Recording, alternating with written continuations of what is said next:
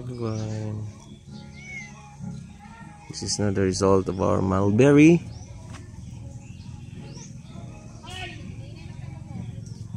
After thinning, here is now the result. Compared sa hindi natin na-thin. Ayan guys. Medyo green pa.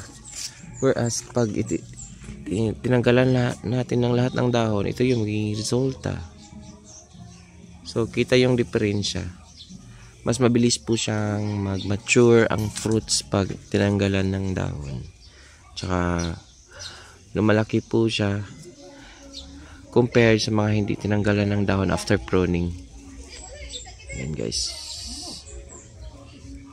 Ayan guys, oh. Nice kayo. Ito yung mulberry namin guys. Ito lang sa aming bahay.